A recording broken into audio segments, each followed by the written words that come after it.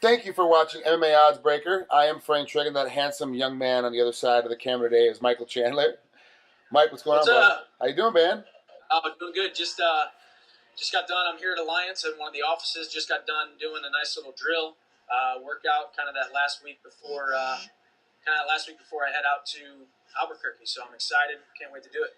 Are you worried about the altitude in Albuquerque for this fight with Dave Rickels? I'm not. I've had a couple people ask me about it. Kind of one of those things where I'm just going to ignore it, act like it's not there, and just I've put in a lot of work here. Actually, some extra work just to make sure I'm in the best shape of my life, and I really am, and feeling good. So it's going to be there, I think, but I'm not going to acknowledge it, not going to worry about it, and hopefully it doesn't affect me. Well, we all know if you ignore from college wrestling, if you ignore the fact that you can't get off the bottom, it becomes a problem come national tournament time. If you can't figure out how to stop a double leg or how to get a double leg whenever you need to, have that one go-to move, it always becomes a problem in the national tournament. This is essentially your national tournament. Since you beat Eddie Alvarez, Eddie didn't really know who you were. He kind of overlooked you. You beat the crap out of him. He's trying to run away to the UFC. Doesn't want to fight you again because now he even knows more about you. It's a little bit more scary. You've been unstoppable, 11-0. Like, you're really, I don't want to say you're the greatest of all time. You're not an Anderson Silva type.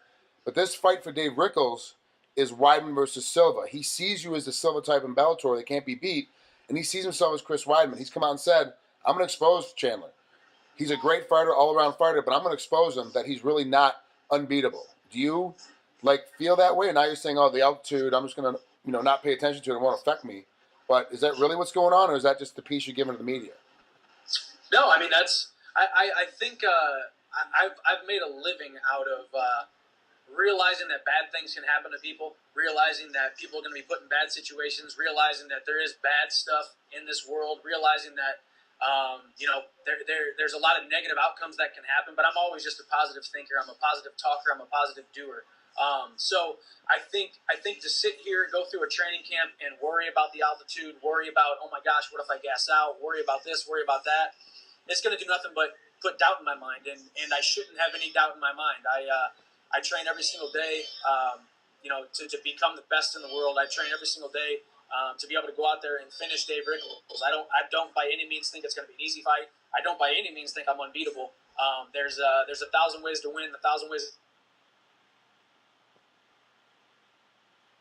to lose in this sport. With Anderson Silva and all kinds of other people who were quote unquote not supposed to lose fights, and they lose them because there's submissions, there's knockouts, there's a button right here, there's a button right here, there's a button right here. If you get hit in one of those buttons, your lights go out, you wake up and you're wondering where the heck you are, and the fight's over. And you got a loss on your record, and you just got to be able to move past that kind of stuff. So I just tend to dwell on the positive, dwell on good things happen. I expect good things to happen in my life, so I expect myself to be able to go out there, perform, and not let something like the altitude affect me. And I'm just excited Dave Rickels has that attitude. I'm excited he wants to come forward and fight, and it's going to be a good fight, fans. I interviewed Weidman before his fight with Silva, and he said that if he had trained this hard and this smart in his college career, he would have been a multi-time national champion. He really kind of let his college career, from a wrestling standpoint, kind of go by the wayside because he didn't train as hard and work as hard as he could have. Now with you in MMA, out of your college wrestling career days are over, are you working just as hard as you did in college, or are you working harder now and smarter now than you did back then? I will never work as hard as I worked ever again, and like I did in college. What I did in college was nuts.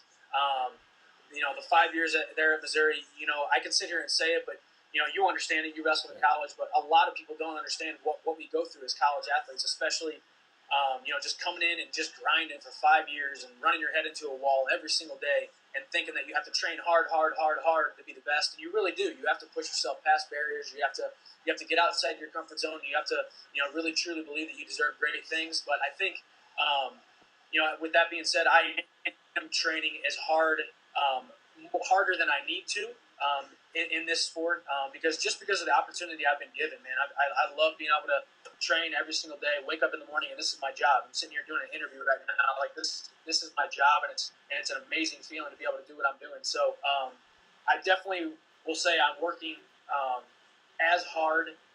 The equivalency of how hard I'm working right now is the equivalency of how hard I worked in college, but the workload is less, and and it's just a harder attitude. Like you said, I have coaches here who pull me back, who say, hey, take today off, go light today, go harder tomorrow, do this, do that. And I've learned to listen to my body. I'm 27 years old. I've been competing at a high level for, whatever it is, 14 years now.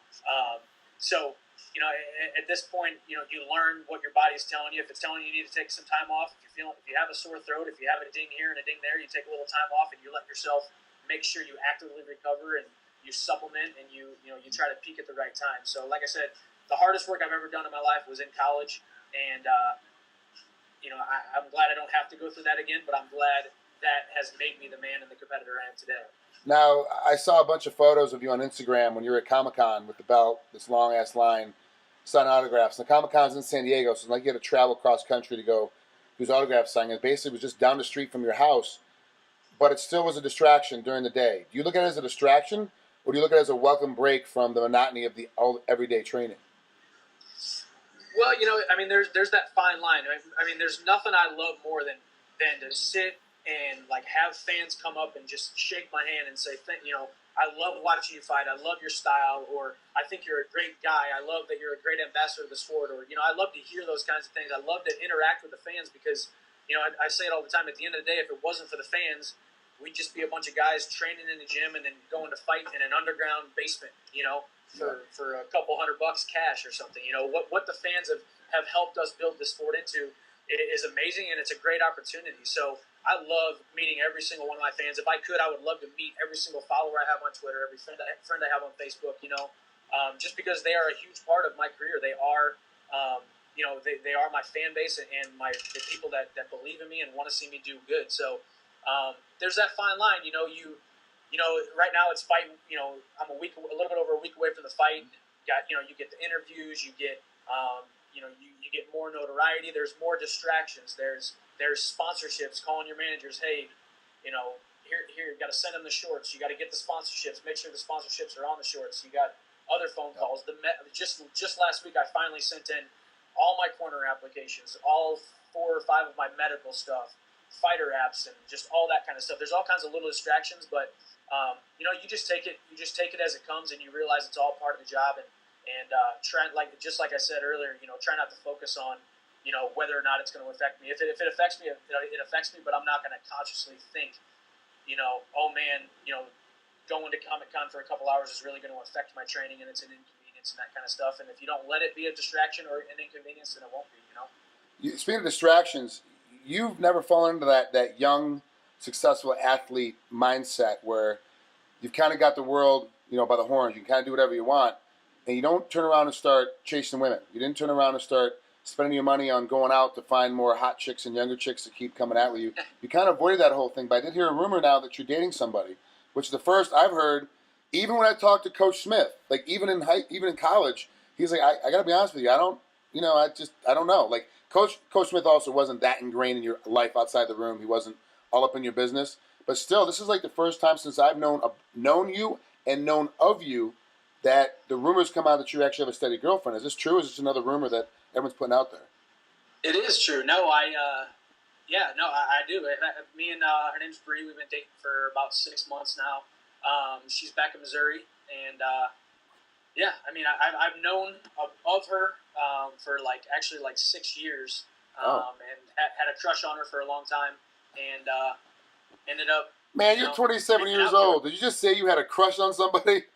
Yeah, man. The hell's wrong with you? I had a crush on her. Yeah, didn't really know her, but I just knew of her. I knew her dad. I knew her friends. And she hung out with some great people. So I know she's a great person, solid girl, and she just she's easy. She's easy to work with. The problem all these guys fall into is they have girls who, they want more attention, or they don't understand how hard of a life this is, how what goals are, and what pursuing your dreams and what pursuing your passions are, and what putting in sweat equity is, and what putting in long hours at your workplace is, and she is that kind of girl. She's a physician's assistant. She's doing a residency right now, working 12 hours a day, so she knows what hard work is. She knows that she has to grind, and she knows I have to grind, and in our own different sectors of life, and our own different workplaces, but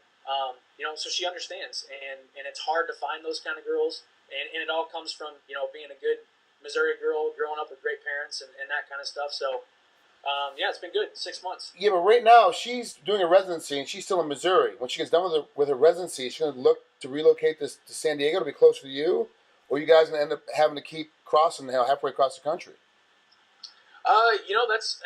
It's we definitely talked about it. It's that serious. We talked about it. But first things first, she's got to finish up her residency. She's already got a job lined up right after. So she'd be crazy not to take that. And that job's in Missouri? Yes, yeah, okay. And they're at the University of Missouri. So she's already got that lined up. So it's an okay place. The University of Missouri is okay. It's all right. I love it, man. Columbia, Missouri is going to be my home someday. I want to move back there.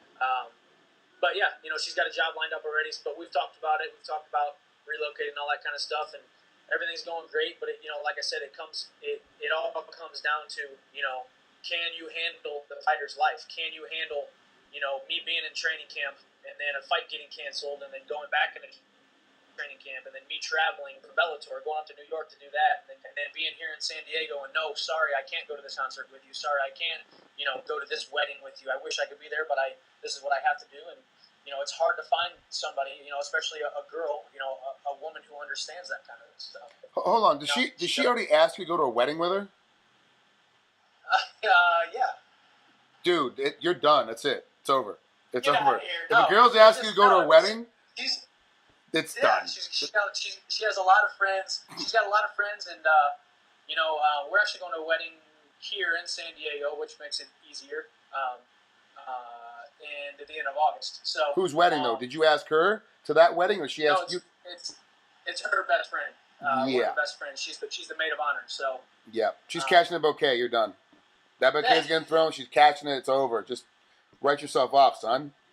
Hey, we'll see. If she does, she does. You're the best committed, non-committal guy I've ever met. Nope, we're working on it. We're looking at it, but we'll see what happens. Nope, we're definitely talking about relocating. No, we're talking about it, but we'll see what happens. I know. I told you she's amazing, and she gets it. She understands my lifestyle, and she's a great girl, and she's beautiful, and we're just taking it one day at a time and just enjoying each other. Good. I'm sending Bree a copy of this right away so she knows what to expect. Exactly. No, I'm going to tell her. You got to tell me when it comes out. I will for sure. Mike, thanks for coming on here. Good luck against David Rickels next week. Go after him, man. It's gonna be great. He's 14-1, I believe, and you're 11-0. Record-wise, you guys are really close, but competition-wise, it should be another one of those Michael Chandler highlight reel kind of nights, and I really like it. I hope so, man. I appreciate it. Thank you for your support. Thank you for the questions, even the non-conventional ones about my love life. But yeah, thank you very much. Make sure you tune in July 31st.